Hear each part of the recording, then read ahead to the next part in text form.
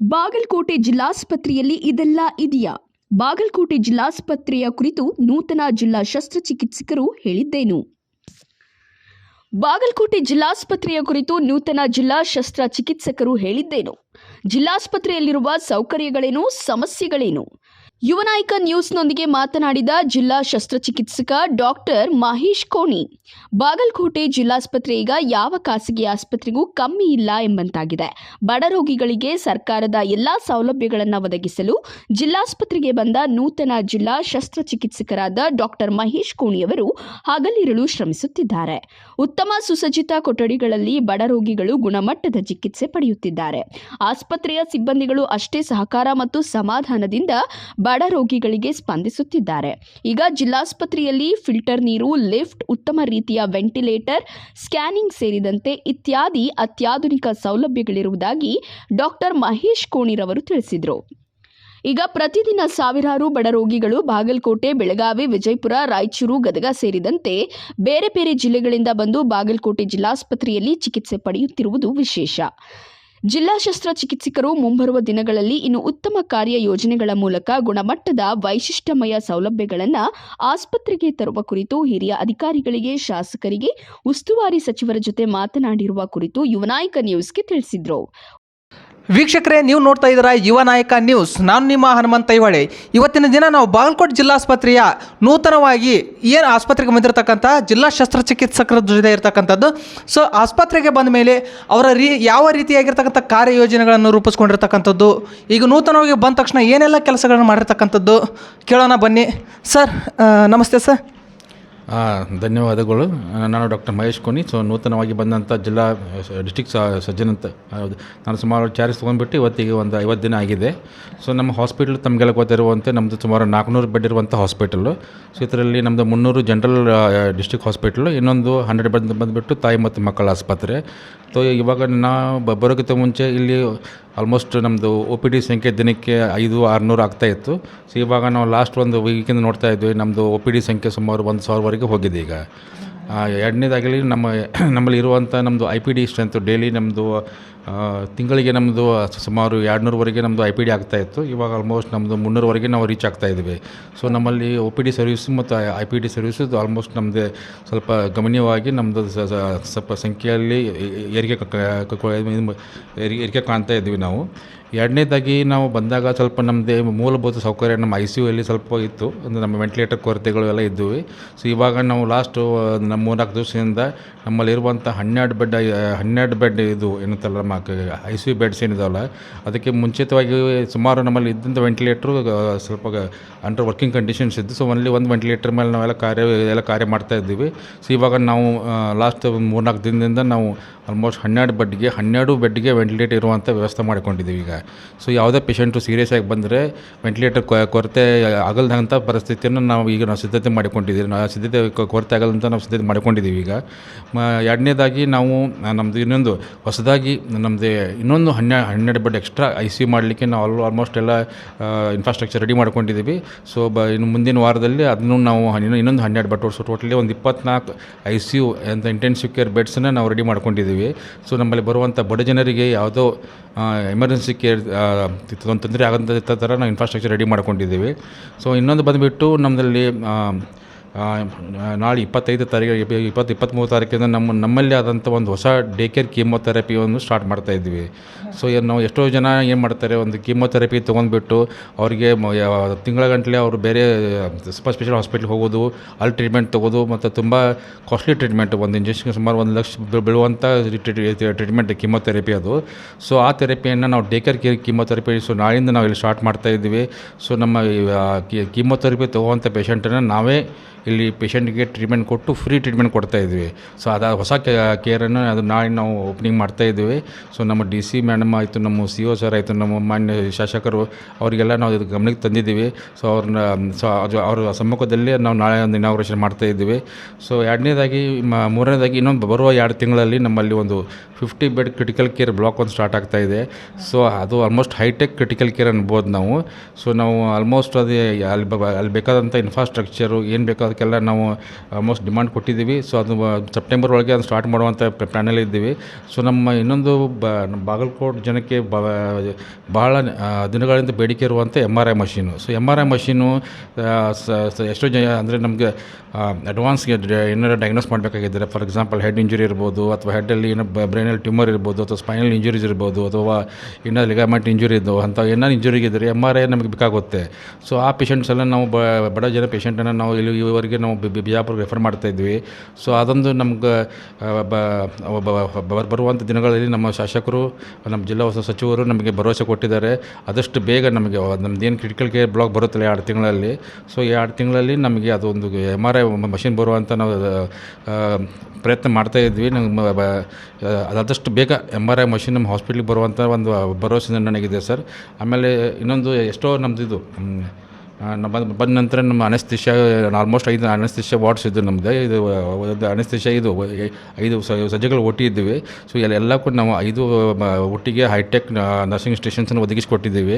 So ನಮಗೆ ಅನೆಸ್ಥಿಷಿಯಾ care ಬಗ್ಗೆ ನಾವು ಕಾಳಜಿ ವಹಿಸಿದ್ದೀವಿ. ಅದೇ ಥರ ನಮ್ಮ ಡಾಕ್ಟರ್ಸ್ಗೆ ಏನು ಅವಶ್ಯಕತೆ ಇದೆಯಲ್ಲ, ಸೊ ಹೊರಗಡೆ ಹೋಗಿ ಮಾಡಲ್ದಂತ ಇಲ್ಲೇ ನಾವು ನಮ್ಮಲ್ಲಿ ಆರ್ಥೋಪೆಡಿಕ್ ಸರ್ಜರಿ ಇರ್ಬೋದು, ಇಂಪ್ಲಾಂಟ್ ಸರ್ಜರಿ ಇರ್ಬೋದು, ನಮ್ಮಲ್ಲಿ ತಜ್ಞ ವೈದ್ಯರಿದ್ದಾರೆ, ನುರಿತ ವೈದ್ಯರಿದ್ದಾರೆ.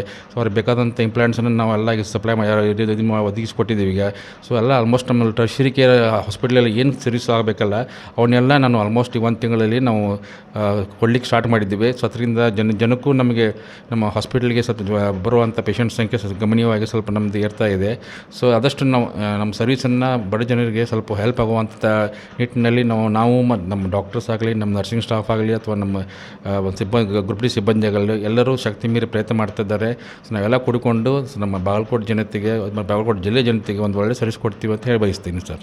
ಸರ್, ತಾವು ಮಾತಾಡೋದ್ರಲ್ಲೇ ಗೊತ್ತಾಗ್ತಾ ಇದೆ ಸರ್, ತಾವು ಎಷ್ಟರ ಮಟ್ಟಿಗೆ ಕಾರ್ಯದಕ್ಷತೆಯನ್ನು ತೋರಿಸ್ತಕ್ಕಂಥದ್ದು, ಎಷ್ಟು ಕ್ರಿಯಾಶೀಲರಾಗಿರ್ತಕ್ಕಂಥದ್ದು ಅಂತ ನಮ್ಗೆ ಕಾಣ್ತಾ ಇದೆ ಸರ್. ಇಲ್ಲಿ ನಾವು ಇವತ್ತಿಗೆ ಬಂದಿರತಕ್ಕಂಥದ್ದು ಸರ್, ಈ ಹಿಂದೆ ನಾವು ಬಂದಾಗ ಇಲ್ಲಿ ಲಿಫ್ಟನ್ನು ಸಮಸ್ಯೆ ಆಗಿರ್ತಕ್ಕಂಥದ್ದನ್ನು ನಾವು ನೋಡಿದ್ದೀವಿ. ಅದ್ರ ಜೊತೆಗೆ ನೀರಿನ ಸಮಸ್ಯೆ ಅಂತಕ್ಕಂಥದ್ದನ್ನು ಕಾಣ್ತಾ ಇದ್ವಿ. ಅದಕ್ಕೆ ಸಂಬಂಧಪಟ್ಟಾಗ ತಾವು ಏನಾದರೂ ಇಲ್ಲಿ ಕ್ರಮ ಕೈಗೊಂಡಿದ್ದಾರಾ ಸರ್? ಸೊ ನಾನು ಬಂದು 2ನೇ ದಿವಸಕ್ಕೆ ನಾನು ಫಸ್ಟ್ ಆಫ್ ಆಲ್ ಕೆಲಸ ಮಾಡಿದ್ದು AVRD ಕೆಲಸ. ಸೊ ನಮ್ಮಲ್ಲಿ ಇರುವಂಥ G+2 ಫ್ಲೋರಲ್ಲಿ, ಸೊ 1ನೇ ಫ್ಲೋರಲ್ಲಿ ಪೇಷಂಟಿಗೆ ನೀರಿನ ಕೊರತೆ ಇತ್ತು. ಸೊ ನಾವು ಅವತ್ತೇ ಬಂದು 2ನೇ ದಿವಸಕ್ಕೆ ಅದನ್ನು ಸ್ಟಾರ್ಟ್ ಮಾಡಿದ್ದೀನಿ. 3ನೇ ದಿವಸಕ್ಕೆ ನಾನು ಲಿಫ್ಟ್ ಸ್ಟಾರ್ಟ್ ಮಾಡ್ತಿದ್ದೀನಿ. ಮುಂಚೆ ನಾವು ಒಬ್ಬರನ್ನು ಗ್ರೂಪ್ ಡಿ ಇಟ್ಕೊಂಡು ಅದನ್ನು ಆಪ್ರೇಟ್ ಮಾಡ್ತಾಯಿದ್ವಿ. ಈಗ ಪೇಷಂಟ್ಸ್ಗೂ ಎಲ್ಲ ಫೆಮಿಲಿಯರ್ ಬಿಟ್ಟಿದ್ದಾರೆ, ಅವರೇ ಲಿಫ್ಟ್ ಯೂಸ್ ಮಾಡ್ತಾ ಇದ್ದಾರೆ. ಸೊ ಅದರಿಂದ ಆಲ್ಮೋಸ್ಟ್ ಅಂತಲ್ಲ ಹಿರಿಯ ನಾಗರಿಕರು ಇರ್ಬೋದು, ಓಲ್ಡ್ ಪೇಷಂಟ್ಸ್ ಇರ್ಬೋದು, ಅಥವಾ ಹ್ಯಾಂಡಿಕ್ಯಾಪ್ ಪೇಷಂಟ್ ಇರ್ಬೋದು, ತುಂಬ ಅನುಕೂಲ ಆಗಿದೆ. ತಾವು ಹೋಗಿ ನೋಡಿ ಚೆಕ್ ಮಾಡ್ಬೋದು. ಲಿಫ್ಟಲ್ಲಿ ಜನ ತಾವೇ ಯಾರು ಸಹಾಯ ಇಲ್ಲದೇ ಯೂಸ್ ಮಾಡ್ತಾ ಇದ್ದಾರೆ. ಸೊ ಲಿಫ್ಟನ್ನು ನಾವು ಫಂಕ್ಷನಿಂಗ್ ಮಾಡಿದ್ದೀವಿ. ಅದೇ ಥರ ನೀರಿಂದು ಎಲ್ಲ ಫೆಸಿಲಿಟಿ ಎಲ್ಲ ಪೇಷಂಟ್ಸ್ ಆಗೋ ಫೆಸಿಲಿಟಿ ಮಾಡಿದ್ದೀವಿ. ಮತ್ತು ನಾವು ನಮ್ಮ ಡಾಕ್ಟರ್ಸಿಗೂ ಸ್ವಲ್ಪ ಪ್ರತಿಯೊಂದು ಫ್ಲೋರಲ್ಲಿ ಅವ್ರಿಗೆ ನೀರಿನ ಫೆಸಿಲಿಟಿ ಸಿಗುವಂಥದ್ದು ವ್ಯವಸ್ಥೆ ಮಾಡಿದ್ದೀವಿ ಸರ್ ನಾವು. ಸರ್, ಇವಾಗ ತಾವು ಈ ಹಿಂದೆ ಬಂದಾಗ ಯಾವ ರೀತಿಯಾಗಿರ್ತಕ್ಕಂಥ ಸಮಸ್ಯೆಗಳಿದ್ದು ಅವುಗಳನ್ನು ಯಾವ ರೀತಿಯಾಗಿ ಬಗೆಹರಿಸಿದ್ದೀನಿ ಅಂತಕ್ಕಂಥ ಮಾತನ್ನು ಹೇಳಿರ್ತಕ್ಕಂಥದ್ದು, ಜೊತೆಗೆ ತಮ್ಮ ಮುಂದಿನ ಕಾರ್ಯ ಯೋಜನೆಗಳನ್ನು ಕೂಡ ತಿಳಿಸಿರ್ತಕ್ಕಂಥದ್ದು ಸರ್. ಸೊ ಆ ಕಾರ್ಯ ಯೋಜನೆಗಳನ್ನು ಸಫಲಗೊಳಿಸ್ಬೇಕಾದ್ರೆ ಈಗ ತಾವು ಯಾವ ರೀತಿಯಾಗಿ ಕ್ರಿಯಾಶೀಲರಾಗ್ತಾ ಇದ್ದೀರಿ ಸರ್? ಸೊ ನಾ ಬರೋದಕ್ಕೆ ಮುಂಚೆ ಇಲ್ಲಿ ಸ್ವಲ್ಪ ಎಲ್ಲ ನಮ್ಮ ಸ್ಟಾಫ್ದು, ನಮ್ಮ ಡಾಕ್ಟರ್ಸ್ ಸ್ವಲ್ಪ ಟೈಮಿಂಗ್ ಸಮಸ್ಯೆ ಇತ್ತು. ಸೊ ಇವಾಗ ತಾವು ನೋಡ್ತಾ ಇರ್ಬೋದು, ಎಲ್ಲ ಡಾಕ್ಟರ್ಸ್ಗೆ ನಾವು ಟೈಮಿಂಗ್ ಸ್ಟ್ರಿಕ್ಟಾಗಿ ಹೇಳಿಬಿಟ್ಟಿದ್ದೀವಿ. ಸೊ ಎಲ್ಲರೂ ಸರ್ವಿಸ್ ಕೋಡಲ್ಲಿ ಬೆಳಗ್ಗೆ 9ರಿಂದ 1 ಗಂಟೆ ಮತ್ತು 2ರಿಂದ 4:30-5 ಗಂಟೆ ಮಟ್ಟ OPD ಸರ್ವಿಸ್ ಕರೆಕ್ಟಾಗಿ ಮಾಡ್ತಾ ಇದ್ದಾರೆ. ಸೊ ನಮ್ಮಲ್ಲಿ ಡಾಕ್ಟರ್ಸ್ ಇದ್ದಾರೆ, ಮತ್ತು ಇಲ್ಲಿ ಕಲಿಯುವಂಥ PGಗಳು ಇದ್ದಾರೆ.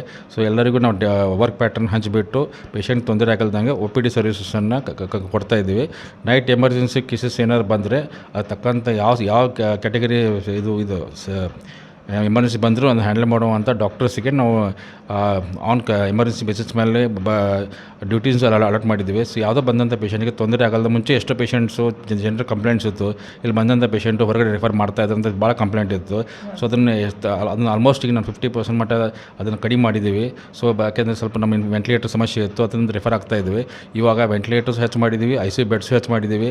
ಸೊ ನಮ್ಮಲ್ಲಿಂದ ಆಲ್ಮೋಸ್ಟ್ ಪೇಷಂಟ್ಸ್ಗೆ ಯಾವುದೇ ಪೇಷಂಟ್ ಹೊರಗೆ ಹೋಗಲ್ದಂಥದ ಟರ್ಷರಿ ಕೇರ್ನ ಕೊಡುವಂಥ ಸರ್ವಿಸನ್ನು ನಾವು ಆಲ್ಮೋಸ್ಟ್ ನಮ್ಮಲ್ಲಿ ಸ್ಟಾರ್ಟ್ ಮಾಡಿದ್ದೀವಿ ಸರ್. ನಾವು ಸರ್, ಈಗ ಆಸ್ಪತ್ರೆಗೆ ಬರ್ತಕ್ಕಂಥ ರೋಗಿಗಳ ಸಂಖ್ಯೆ ಈಗ 1000ಕ್ಕೂ ಹೆಚ್ಚಿರ್ತಕ್ಕಂಥದ್ದನ್ನು ತಾವು ತಿಳಿಸಿದ್ರಿ ಸರ್. ಯಾವ ಜಿಲ್ಲೆಗಳಿಂದ ಈ ರೋಗಿಗಳು ಬಂದುಬಿಟ್ಟು ಇಲ್ಲಿ ಟ್ರೀಟ್ಮೆಂಟ್ ತೊಗೊಳ್ತಾ ಇದ್ದಾರೆ ಸರ್? ಸುಮಾರು ನಮಗೆ ನಮ್ಮ ಬಾಗಲಕೋಟೆ ಜಿಲ್ಲೆಯ ಎಲ್ಲ 6 ತಾಲೂಕಿನ ಜನ ಬರ್ತಾರೆ. ಸೊ ಎಷ್ಟೋ ಜನ ನಮ್ಮ ಬಿಜಾಪುರ ನಿಯರ್ ಬೈ ಬಿಜಾಪುರ ಡಿಸ್ಟಿಕ್ಕಿಂದ ಎಷ್ಟೋ ಅಲ್ಲಿ ಒಂದು ನಾಯಕರ ಪೇಷಂಟ್ ಇರ್ಬೋದು, ಅಂಥ ಪೇಷಂಟ್ ನಮ್ಮಲ್ಲೇ ಬಂದು ಟ್ರೀಟ್ಮೆಂಟ್ ತೊಗೋತಾ ಇದ್ದಾರೆ. ಎಷ್ಟೋ ಒಂದು ಹಳದಿ ಕಾಮಿನಿ ಪೇಷಂಟ್ಸ್ ಡ್ರಗ್ಸ್ ಅಲ್ಲಿ ಸಿಗಲಿಲ್ಲ ಅಂದ್ರೆ ನಮ್ಮಲ್ಲಿ ಬಂದು ತೊಗೋತಾ ಇದ್ದಾರೆ. ಸೊ ನಮ್ಮದು ಬಾಗಲಕೋಟೆ ಅಲ್ಲದೆ ಇವ್ರು ನಮ್ಮ ಪಕ್ಕದಲ್ಲಿ ನಮ್ಮದು ಬೆಳಗಾಂ ಜಿಲ್ಲೆ ರಾಮದುರ್ಗ ತಾಲೂಕು. ಸೊ ಎಲ್ಲ ಹೆರಿಗೆ ಪೇಷಂಟ್ ಆಗಲಿ, ಯಾವುದೇ ಸೀರಿಯಸ್ ಪೇಷಂಟ್ ಆಗಲಿ, ಎಲ್ಲ ರಾಮದುರ್ಗ ಪೇಷಂಟ್ ನಮ್ಮಲ್ಲೇ ಬಂದು ಫೆಸಿಲಿಟಿ ತೊಗೋತಾ ಇದ್ದಾರೆ ಸರ್. ಸರ್, ಇವಾಗ ಆಸ್ಪತ್ರೆಯಲ್ಲಿ ಜನನ ಮರಣಗಳ ಪ್ರಮಾಣ ನೋಡಿದಾಗ ಯಾವ ರೀತಿಯಾಗಿರ್ತಕ್ಕಂಥದ್ದು ಸರ್? ಸರ್ ಆಲ್ಮೋಸ್ಟ್ ನಮ್ಮಲ್ಲಿ ಪ್ರತಿ ತಿಂಗಳ ಸುಮಾರು 300ರಿಂದ 350 ನಮ್ಮಲ್ಲಿ ಡೆಲಿವರೀಸ್ ಆಗ್ತವೆ. ಸೊ ಆಲ್ಮೋಸ್ಟ್ ಒಂದು 15-20 ಬೇರೆ ಬೇರೆ ಕಾರಣಗಳಿಂದ ಇದು ನಮ್ಮದು ಡೆತ್ ರೇಟು ಇದೆ ಜನದ್ದು. ಸೊ ಅದನ್ನೆಲ್ಲ ನಾವು ಆದಷ್ಟು ಡೆತ್ ಪ್ರಮಾಣ ಕಡಿಮೆ ಮಾಡಲಿಕ್ಕೆ ನಾವೆಲ್ಲ ಫೆಸಿಲಿಟಿ ಹೆಚ್ಚು ಮಾಡಿದ್ದೀವಿ. ಆಲ್ಮೋಸ್ಟ್ ಮತ್ತು ನಮ್ಮ ಡೆಲಿವರೀಸ್ ಅಂತೂ ಆಲ್ಮೋಸ್ಟ್ 300 to 350 ಡೆಲಿವರಿ ಆಗ್ತಾ ಇದೆ. ಆಲ್ಮೋಸ್ಟ್ ನಮ್ಮಲ್ಲಿ ನಮ್ಮ 5 ಜನ ನುರಿತ ಸ್ತ್ರೀ ತಜ್ಞರಿದ್ದಾರೆ. ಸೊ ಒಳ್ಳೆ ಸರ್ವಿಸ್ ಕೊಡ್ತಾ ಇದ್ದಾರೆ. ಸೊ ಇನ್ನೂ ನಮ್ಮ ಪೇಷಂಟಿಗೆ ಸ್ವಲ್ಪ ಇನ್ನೂ ನಮ್ಮದು ಬೆಡ್ ರಿಕ್ವೈರ್ಮೆಂಟ್ ಜಾಸ್ತಿ ಇದೆ. ಸೊ ಬರೋ ದಿನಮಾನಗಳಲ್ಲಿ ನಮ್ಮ ಬೆಡ್ ಸ್ಟ್ರೆಂತ್ ಹೆಚ್ಚು ಮಾಡಲಿಕ್ಕೆ ನಾವು ಪ್ರಯತ್ನ ಮಾಡ್ತೀವಿ ಸರ್. ಈಗ ಇವತ್ತಿನ ದಿನ ಈಗ ಆಸ್ಪತ್ರೆಯಲ್ಲಿ ನೋಡಿದಾಗ ಸರ್, ತುಂಬಾ ಉತ್ತಮ ರೀತಿಯಲ್ಲಿ ಕ್ರಿಯಾಶೀಲರಾಗಿ ಕೆಲಸ ಮಾಡ್ತಕ್ಕಂಥ ಸಿಬ್ಬಂದಿಗಳನ್ನ ನಾವು ನೋಡಿರ್ತಕ್ಕಂಥದ್ದು. ಸೊ ಆ ಸಿಬ್ಬಂದಿಗಳ ಕೇಳಿದಾಗ ತಮ್ಮ ಕ್ರಿಯಾಶೀಲತೆಯ ಬಗ್ಗೆ ಒಂದು ಒಳ್ಳೆಯ ಸಕಾರಾತ್ಮಕವಾಗಿ ಮಾತಾಡಿರ್ತಕ್ಕಂಥದ್ದು ನಾವು ಕಂಡಿದ್ದೀವಿ ಸರ್. ಒಟ್ಟು ಎಷ್ಟು ಸಿಬ್ಬಂದಿಗಳಲ್ಲಿ ಇರ್ತಕ್ಕಂಥದ್ದು, ಅದರೊಳಗೆ ಹೊರಗುತ್ತಿಗೆ ಆಧಾರದ ಮೇಲೆ ಕೆಲಸ ಮಾಡ್ತಕ್ಕಂಥವ್ರು ಎಷ್ಟು ಸರ್? ನಮ್ಮಲ್ಲಿ ಸುಮಾರು ನಮ್ಮದು ಎಲ್ಲ 282 ನಮ್ಮದು ಪರ್ಮನೆಂಟ್ ಸಿಬ್ಬಂದಿ. ಸೊ ಅದರಲ್ಲಿ ಸುಮಾರು ಆಲ್ಮೋಸ್ಟ್ 182 ಜನ ಪರ್ಮನೆಂಟ್ ನೌಕರಿ ಮಾಡ್ತಾಯಿದ್ದಾರೆ. ಸುಮಾರು 102 ಪೋಸ್ಟ್ ನಮ್ಮಲ್ಲಿ ವೇಕೆಂಟ್ ಇದೆ. ಸೊ ಆಮೇಲೆ ಹೊರಗುತ್ತಿಗೆ ಮೇಲೆ ಸುಮಾರು 64 ಜನ ಕೆಲಸ ಮಾಡ್ತಾಯಿದ್ದಾರೆ. ಅದು ಔಟ್ಸೋರ್ಸಲ್ಲಿ ಮಾಡ್ತಾಯಿದ್ದಾರೆ. ಸೊ ಎಲ್ಲರೂ ತುಂಬ ಕ್ರಿಯಾಶೀಲವಾಗಿ ಮಾಡ್ತಾಯಿದ್ದಾರೆ. ಸೊ ನಮ್ಗೆ ಪರ್ಟಿಕ್ಯುಲರ್ಲಿ ನಮ್ಮ ಆಯಾಗಳಾಗಲಿ, ನಮ್ಮ ಗ್ರೂಪ್ ಡಿ ಆಗಲಿ ತಾವು ನೋಡ್ಬೋದು. ಅವರಿಂದ ನಮ್ಮ ಹಾಸ್ಪಿಟಲ್ ತುಂಬ ಬೇರೆ ಹಾಸ್ಪಿಟಲ್ ಕಂಪೇರ್ ಮಾಡಿದರೆ ನಮ್ಮ ಗೌರ್ಮೆಂಟ್ ಹಾಸ್ಪಿಟಲ್ ತುಂಬ ಸ್ವಚ್ಛತೆ ಮೇಂಟೈನ್ ಮಾಡಿದ್ದಾರೆ. ಸೊ ಖಂಡಿತವಾಗಿ ಅವ್ರಿಗೆ ನಾನು ಧನ್ಯವಾದ ಹೇಳ್ತೀನಿ. ಅದೇ ಥರ ನಮ್ಮ ಡಾಕ್ಟರ್ಸು ಆಲ್ಮೋಸ್ಟ್ ಎಲ್ಲ ಎಕ್ಸ್ಪರ್ಟ್ ಡಾಕ್ಟರ್ಸ್ ಇದ್ದಾರೆ. ಸೊ ಒಂದು ಟರ್ಷರಿ ಒಂದು ಕಾರ್ಪೊರೇಟ್ ಹಾಸ್ಪಿಟಲ್ ಆಗುವಂಥ ಸರ್ಜರೀಸ್ ಎಲ್ಲ ಇಲ್ಲಿ ನಮ್ಮಲ್ಲಿ ಮಾಡ್ತಾ ಇದ್ದಾರೆ. ಸೊ ಇನ್ನೂ ನಮಗೆ ಹೆಚ್ಚಿನ ಸ್ವಲ್ಪ ಸ್ಟಾಫಿಂದು ಡಾಕ್ಟರ್ಸ್ ಸ್ವಲ್ಪ ಇನ್ನೊಂದು ಹೆಚ್ಚಿನ ಪ್ರಮಾಣದಲ್ಲಿ ನಮಗೆ ಸ್ಟಾಫ್ ಪ್ಯಾಟರ್ನ್ ಬಂದರೆ ಇನ್ನೂ ನಾವು ಹೆಚ್ಚಿನ ಸರ್ವಿಸ್ ಕೊಡ್ಬೋದು ಅಂತ ನಾನು ಹೇಳಿ ಬಯಸ್ತೀನಿ ಸರ್. ನಮ್ಮ ವೀಕ್ಷಕರಿಗೆ ಕೊನೆಯದಾಗಿ ಹೇಳೋದಾದರೂ, ಈಗ ಆಸ್ಪತ್ರೆಯಲ್ಲಿ ಸಿಗ್ತಕ್ಕಂಥ ಚಿಕಿತ್ಸೆ ಬಗ್ಗೆ ಆಯಿತು. ಈಗ ಸರ್ಕಾರಿ ಆಸ್ಪತ್ರೆ ಅಂದ್ರೆ ಅಲ್ಲಿ ನಿರ್ಲಕ್ಷ್ಯ ಮಾಡ್ತಾರೋ ಅಂತಕ್ಕಂಥ ಒಂದು ಮನೋಭಾವನೆ ನಮ್ಮ ಜನರಲ್ಲಿ ಇರ್ತಕ್ಕಂಥದ್ದು ಸರ್. ಸೊ ಇವಾಗ ನಮ್ಮ ಬಾಗಲಕೋಟೆ ಜಿಲ್ಲಾಸ್ಪತ್ರೆಯ ಬಗ್ಗೆ ನಮ್ಮ ವೀಕ್ಷಕರಿಗೆ ತಿಳಿಸೋದಾದ್ರೆ ಏನು ತಿಳಿಸ್ತೀರಿ ಸರ್? ಸೊ ಖಂಡಿತವಾಗಿ ನಾವು ನಮ್ಮ ಬಾಗಲಕೋಟೆ ಜನತೆಗೆ ಏನು ಹೇಳಿ ಬಯಸ್ತೇನೆ ಅಂದರೆ, ನಮ್ಮದು ಜಿಲ್ಲಾ ಆಸ್ಪತ್ರೆ ಒಂದು ಮಾದರಿ ಹಾಸ್ಪಿಟಲಾಗಿ ನಾವು ಮಾಡಲಿಕ್ಕೆ ನಾವು ಪ್ರಯತ್ನ ಮಾಡ್ತಾಯಿದ್ದೀವಿ. ಸೊ ಕಾರ್ಪೊರೇಟ್ ಹಾಸ್ಪಿಟಲ್ ಸಿಗುವಂಥ ಏನು ಫೆಸಿಲಿಟೀಸ್ ಇದಲ್ಲ, ಆ ಫೆಸಿಲಿಟೀಸ್ ನಮ್ಮಲ್ಲಿ ನಮ್ಮ ತಜ್ಞ ವೈದ್ಯರಿಂದನೇ ನಾವು ಕೊಡುವಂಥ ಎಲ್ಲ ಪ್ರಾಮಾಣಿಕ ಪ್ರಯತ್ನ ಮಾಡ್ತಾಯಿದ್ದೀವಿ. ಸೊ ಆಲ್ಮೋಸ್ಟ್ ನಮ್ಮಲ್ಲಿ ಎಲ್ಲ ಡಾಕ್ಟರ್ಸ್ ತಾವು ಹೇಳ್ಬೋದು, ನಮ್ಮಲ್ಲಿ ಸುಮಾರು 37 ಸ್ಯಾಂಕ್ಷನ್ ಡಾಕ್ಟರ್ಸಲ್ಲಿ 33 ಜನ ಕೆಲಸ ಮಾಡ್ತಾಯಿದ್ದಾರೆ. ಸೊ ಡಾಕ್ಟರ್ಸಲ್ಲಿ 4 ಪೋಸ್ಟ್ ವೇಕೆಂಟ್ ಇದೆ. ಆದರೂ ಇನ್ನೂ ನಮಗೆ ನಮ್ಮ ಪೇಷಂಟ್ ಸ್ಟ್ರೆಂತ್ ನೋಡಲಾಗಿ ನಮ್ದು ಇನ್ನೂ ನಮ್ಮ ಡಾಕ್ಟರ್ ರಿಕ್ವೈರ್ಮೆಂಟ್ ಪ್ರತಿಯೊಂದು ಸ್ಪೆಷಾಲಿಟಿಲಿ ಇನ್ನೊಂದು ಎಕ್ಸ್ಟ್ರಾ 2 ಡಾಕ್ಟರ್ಸ್ ಬಂದರೆ ಇನ್ನೂ ನಾವು ಅಗದಿ ಗುಣಮಟ್ಟ ಸೇವೆ ಕೊಡ್ಬೋದು ಅಂತ ಹೇಳಿ ಬಯಸ್ತೀನಿ. ಬಟ್ ಆದಷ್ಟು ನಾವು ಏನೇನು ಸ್ಪೆಷಾಲಿಟಿ ಕೇರ್ ಇದಲ್ಲ, ಸೊ ಇಲ್ಲೇ ನಮ್ಮಲ್ಲಿ ಬರೋ ದಿನಗಳಲ್ಲಿ ನಮ್ಮ CCB ಕೇರ್ ಬಂದರೆ ಸೊ ಆಲ್ಮೋಸ್ಟ್ ಎಲ್ಲ ಟರ್ಷರಿ ಕೇರನ್ನು ನಮ್ಮಲ್ಲಿ ಕೊಡುವಂಥ ನಾವು ಒಂದು ವ್ಯವಸ್ಥೆ ಮಾಡಿಕೊಡ್ತೀವಿ ಸರ್ ನಾವು. Thank you sir. ನೋಡಿದ್ರಲ್ಲ ವೀಕ್ಷಕರೇ, ನಮ್ಮ ಬಾಗಲಕೋಟೆ ಜಿಲ್ಲಾಸ್ಪತ್ರೆ ಒಂದು ಮಾದರಿ ಹಾಸ್ಪಿಟಲ್ ಆಗಿ ನಿರ್ಮಾಣ ಮಾಡೋದ್ರಲ್ಲಿ ನಾವೆಲ್ಲ ಪ್ರಯತ್ನ ಪಡ್ತಾ ಇದ್ದೀವಿ. ಅದೇ ರೀತಿ ಸಿಬ್ಬಂದಿಗಳಾಗಿರ್ಬೋದು, ಇನ್ನು ಉಳಿದಿರ್ತಕ್ಕಂಥ ನೌಕರರು ಕೂಡ ಸಾಥ್ ಕೊಡ್ತಾ ಇರ್ತಕ್ಕಂಥದ್ದು. ಇಲ್ಲಿ ಉತ್ತಮ ಗುಣಮಟ್ಟದ ಚಿಕಿತ್ಸೆಯನ್ನು ಕೊಡ್ತಕ್ಕಂಥ ರೀತಿಯಲ್ಲಿ ಎಲ್ಲ ಸಿಬ್ಬಂದಿಗಳು ಕೆಲಸ ಮಾಡ್ತಾ ಇರೋದಾಗಿ ಜಿಲ್ಲಾ ಶಸ್ತ್ರಚಿಕಿತ್ಸಕ ಡಾಕ್ಟರ್ ಮಹೇಶ್ ಕೋನಿ ಅವರು ತಿಳಿಸಿರ್ತಕ್ಕಂಥದ್ದು. ಹೀಗೆ ನೋಡ್ತಾ ಇರಿ ಯುವ ನಾಯಕ.